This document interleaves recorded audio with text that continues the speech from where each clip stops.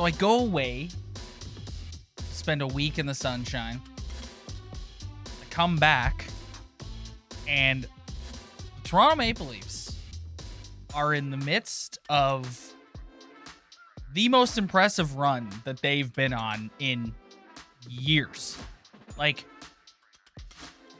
they're a phenom. Since the era started, the most impressive run? I don't remember a prolonged period of time like this where they were just like dominating, but like efficiently dominating. Oh.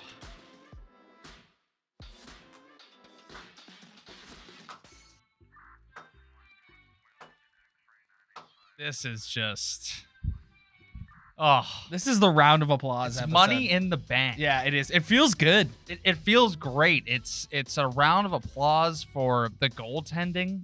It's a round of applause for the defensive play. It's a round of applause for just seeing Special there's teams? a Leaf game on my phone and looking at it and being like, kind of money in the bank. Like, Special teams? yeah. It's like, why am I watching a Leaf game now? And I'm like not worried about like anything. Like, I just know that by the second period, they're only going to have given up max one goal, and they're going to find their way in the net, whether they haven't yet or not. And when they do get up, they're going to have a goalie who can shut it down, and they're also going to start playing like a team who can shut it down. Well, that's what I mean when I said like they're dominating, but they're efficiently dominating. So I want to know what side. I feel like I already know, but we're just for the sake of the podcast, we're going to ask you anyway.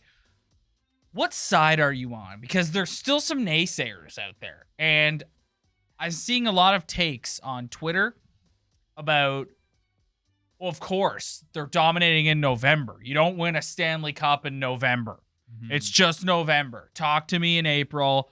Wow. Classic Leafs peaking in November. Imagine you could hand out a trophy for best November. Like, I've seen all those different takes, and I have my opinion on it, but we'll start with you. What do you think about that? To anyone who, because there are people who are watching this that heard what you just said and saw your round of applause and are saying that to themselves right now. Yeah, I get it. I just don't think it has to be black and white. I don't think it has to be black and white. I get that you can't get excited for something in November because it's November and we know what happens in April. But at the same time, I can also get excited about the way they're winning because any other streak they've been on in the past hasn't looked like this. Exactly. Has not looked like this. That's exactly what And that's also not me saying, oh, this is a team that can play in the playoffs. It's just like, no, I am watching something this month of November. Round of applause is just, I've never seen them play like this. I've never seen them dominate like this. I've never opened up NHL statistics and seen them second in goals against. I've never seen a goalie this deep into the season with almost a 950 save, and the offense is balanced right now, and the PK is legit. So I get it. You want to be Mr. Smart Guy. I'm going to tell you, I told you so in April, but I can also be excited about the way they're winning hockey games and how different newer players on their team or different guys in different positions, I can clearly see the difference they're making in this successful run that they are on right now. It's clear when this season started and they struggled out of the gate that there was issues with this team's psyche. Like, mentally, they were having problems. And now they've come out the other end, and to your point, it's the way they're playing and the way they're winning. They've gone on runs before. They had some great runs last year in the Canadian division where they looked really good, but they didn't look like this. No. They didn't look efficient defensively. To me, that's what it's all about. They're going to score 5 goals, but you limit the other team to 1. Yeah. That is the difference this year. This team has always played high octane hockey early in the season. 6-5, 5-3, 7-5. Like, but to be limiting, I gotta tell you, I'm sitting at the resort in Jamaica. I'm checking my phone. And I'm like, tonight's a big game. Like, I'm on vacation. I should probably like not be looking at this, but I'm like, tonight's a big game. They're in Long Island in the Islanders' new barn on the road. And they just lost kind of a a weird game against the Pens where, like, they Yes. weren't that bad. They just couldn't put it in the net. And you're like, okay, maybe this is where it starts to, like, shift a little Joseph bit. Wohl is in the net. Yes. And what do? They go out and they dominate the New York Islanders for 3 periods. Dominate was putting it lightly. And that, to me, was like a huge turning point. I was like, this is amazing. Yeah. Like, they're clicking on our Instagram last night when we posted the win over the Ducks. It's been a long time since we've seen a Leaf team click on all cylinders like this. And it's weird. It's like I'm planning on doing the show with you, and it's like we're just gonna come on here and smile like a couple idiots and just be like, isn't this fun? Yeah, it is fun. Isn't this fun? It is fun. Isn't this fun watching the Leafs go on this run and then watching the Montreal Canadiens fire their general manager? And watching the Montreal Canadiens fans come crashing back down to earth because you went on the luckiest playoff run I've ever seen. The best. So, like, It's literally the best. biggest stroke of luck I've ever seen is the Montreal Canadiens going to the Stanley Cup final. And now here we are. All is right with the world. The Canadiens are in shambles, and the Maple Leafs are dominating. First in the Atlantic. Hottest team in the NHL. Building themselves a lead, too. It's from separating them from other teams in their division. But you know, another thing that makes me feel better about where they're at right now and the way they're playing is, I don't know if you've, like, seen other teams play or look at the standings or keep a close eye on the competition in this league, but this league kind of sucks right now. There's a lot of shit teams who are playing like shit, who are awful. And there's top teams already just separating themselves. Like Washington, Carolina, Florida, the Leafs, Edmonton, Calgary. Colorado's kind of getting there. But, like, other than that, like, you're watching some other teams and you're like, and the Lightning they're still going to be there. But even, like, the Bruins, you're watching the Bruins and you're like, ooh, like, are they, like, I'm sure they'll figure it out. But to me, I'm happy because I just know that they're better than 3/4 of the league. Regardless of what happens in April, the way they're playing right now, like, they could beat any team in the league pretty easily with the way every other team's playing. The league sucks. So to me, that makes them even look even better as well. Like, I don't know. Like, the league is awful this year, and I'm allowed to get excited for the team that I wasn't excited about at all at the start of the season, doing things that we've never seen before. So, like, shoot me if I'm excited. If you're that guy who's sitting at home being like, "Oh, I told you so," it's like, just enjoy it right now. Yeah, I know. That's my thing. Enjoy it. We were as mad as anybody, and, like, it hurt, and we all feel that way. We're all going to be watching, holding our breath the second they drop the puck on game 1, whoever they're playing. I don't care who they're playing. The second they drop the puck, we're all going to be holding our breath.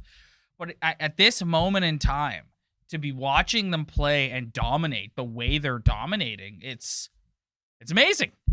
Feels so good to watch. Yeah. To have a goaltender playing at the level that Jack Campbell is playing. To have Joseph Wohl, like, he's only won 2 games, so let's not get carried away. But having said that, has he won 2 or has he won 3? He's won 3 games. He's won 3 games. I was, like, waiting there. I was like, should I correct him? No, Make him feel like a bit of a moke right now? No, he's won 3 games. Let's not get carried away. However, this is a goaltender that they drafted, developed, and is now playing on the big club. That's a unicorn in a Maple Leaf organization. Like, when's the last time they drafted and developed a goaltender? Never. And if he keeps playing like this... Did they draft Felix Podfen? Like, I don't know. I don't know. But like, that was the last, like, rookie goaltender for this franchise that was, like, something for a minute. Who... If he keeps playing like this, if he plays, like, he's a backup goaltender. He's not going to go in there and be lights out every time. Mm-hmm. But if he's stable and gives them a chance to win every time he goes in there, you're looking at deadline time coming around and you're looking at Peter Mrazek and you're going, thanks, Peter. Well, that's you hoping that you can if you think you can get a deal done with Campbell, because if you can't get a deal done with Campbell, then, like, they'll get a deal done with Jack Campbell. Yeah, they better. Yeah.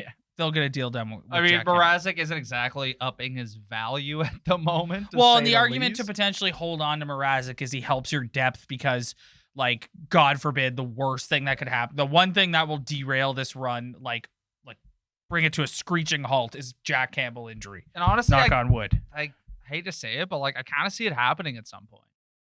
Well, like, he's playing a lot of hockey. Rule it out. Yeah. Like it's pretty. I feel like every goalie has like at least like a nick or a bruise or like at some point. You just hope it's not too serious. But yeah, that 3.8. If you like really break it down, if you want to re-sign Jack Campbell to the same contract, possibly $5 million. Plus, you got Wool. Think about Wool too. It's you're confident in the way the team is playing in front of him that you're okay with throwing in a goaltender who might be playing a little better than he's actually capable of. Like how many times in the past where it's like, why would I want to throw my backup goaltender when we're going to give up 75 odd man rushes a game and leave this guy out to dry? Mm-hmm. But instead, it's like, no, they're actually like playing defensively sound, efficient. So we can throw this guy in and he can get a couple dubs for us. And then, yeah, you are looking at Peter Mrazek being like, 3.8. I don't know. Who's the most effective skater on the team right now to you? Most effective skater on the team. So I just we all know the MVP is Jack Campbell. So I want to just. I think Mitch Marner. Really? Wow. Yeah. I think when he is rolling, and yeah, he's not dry-sidling or McDaviding. Some people are like, oh, he still doesn't produce that much. But when that guy's moving his feet on the PK, on 5-on-5, some of the passes he's been making lately, like when he is on top of his game, he is the most important thing to this hockey team. Yep. Because he's their only playmaker, if you really think about it. Austin Matthews, not a playmaker. Nope. Can he make plays? Yeah. John Tavares, not a playmaker, shoots the puck. William Nylander, kind of in that weird thing, but I tend to lead towards shooting the puck. So that's your number one dominant playmaker, one of the best playmakers in the NHL, period. And when he's skating, man, you can't catch him. You can't catch him. He's unstoppable. Yeah, he is. And he's like first out on the PK every single time. PK is unreal.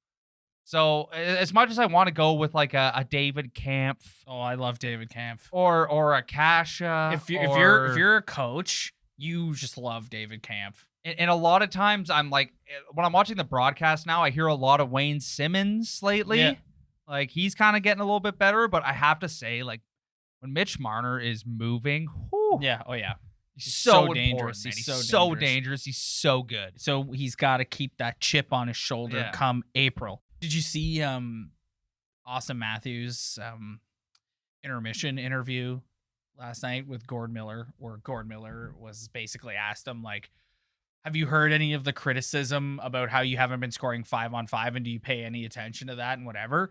And Matthews basically is like, essentially, in nicer words, said, I don't give a shit about anything you guys have to say. Yeah.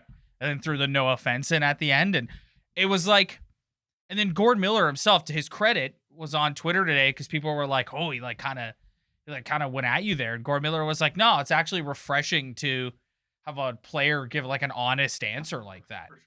And so I loved it because it just shows the mindset that the team is in. It just shows like where they're at right now. Well, maybe it was getting in their head, and after this tumultuous offseason where it was going after guys' throats and baby boomers getting on the phone telling you to trade people left and right.